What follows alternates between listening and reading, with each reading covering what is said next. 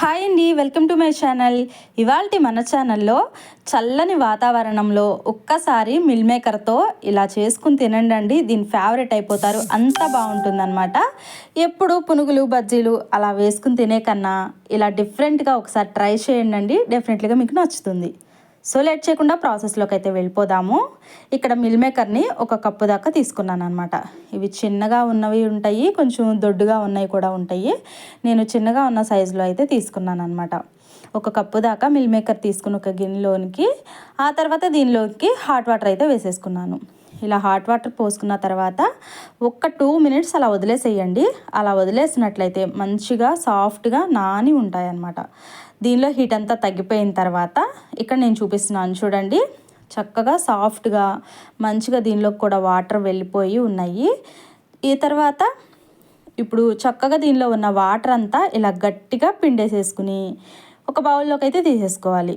ఆ తర్వాత ఇందులోనికి 1/2 table spoon salt, 1 table spoon దాకా కారం, 1/2 టేబుల్ స్పూన్ దాకా పసుపు, ఆ తర్వాత 1/2 టేబుల్ స్పూన్ దాకా అల్లం వెల్లుల్లి పేస్ట్, 2 టేబుల్ స్పూన్ దాకా కార్న్ఫ్లవర్ అనమాట. ఆ తర్వాత 1 టేబుల్ స్పూన్ దాకా శనగపిండి, 1 టేబుల్ స్పూన్ దాకా నిమ్మరసాన్ని.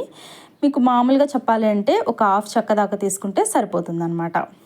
సో ఇప్పుడైతే మంచిగా ఇదంతా కలిసిపోయేలాగా కలుపుకోవాలి.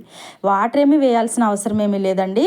ఇలా ఆల్రెడీ మనము వాటర్లో గట్టిగా పిండి తీసుకున్నాము. దీనిలో ఉన్న వాటర్ అండ్ కొంచెం లెమన్ జ్యూస్ కూడా వేసాం కాబట్టి అదే సరిపోతుందన్నమాట. చక్కగా కలిసిపోయేలాగా కలిపేసేసుకుని పక్కన పెట్టుకోండి. ఎక్కువసేపు పెట్టాల్సిన పనేమీ లేదు, వెంటనే ప్రిపేర్ చేసేసుకోవచ్చు వీటిని. ఆ తర్వాత స్టవ్ మీద కళాయి పెట్టుకుని డీప్ ఫ్రైకి సరిపడా ఆయిల్ తీసేసుకుని ఇందులోనికి చక్కగా ఇక్కడ వీడియోలో చూపిస్తున్న విధంగా సపరేట్గా ఇలా వేసేసుకోండి. ఇలా నిదానంగా మీడియంలో పెట్టేసుకుని స్టవ్ని నిదానంగా దోరగా మంచి గోల్డెన్ కలర్లోకి చేంజ్ అయ్యేంత వరకు నిదానంగా ఫ్రై చేసుకోండి.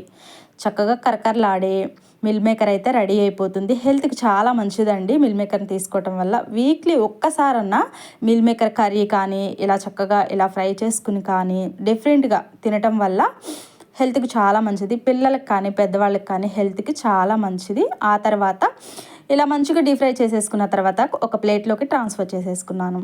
ఆ తర్వాత ఇందులోనికి కొన్ని కాజు పలుకులను కూడా డీప్ ఫ్రై చేసి తీసుకుని, ఆ తర్వాత కరివేపాకు రెమ్మలు కూడా అలాగే ఫ్రై చేసి తీసుకున్నాను అనమాట. మంచిగా స్పైసీగా ఎంత బాగుంటాయంటే నిజంగా రియల్లీ చాలా బాగుంటాయి అన్నమాట.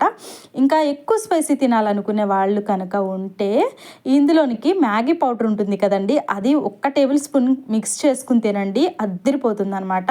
అచ్చం హోటల్ స్టైల్లో చేసినట్లు ఉంటుంది, అంత బాగుంటుంది. ఈజీగా ఇలా ఈవినింగ్ టైం వేడిగా చేసుకుని తింటే చాలా బాగుంటుంది. మీరు కూడా డెఫినెట్లీగా ఒకసారి అయితే ట్రై చేయండి. ట్రై చేసినాక ఎలా కుదిరిందో కామెంట్ సెక్షన్లో కామెంట్ చేయండి. నచ్చితే లైక్ చేయండి.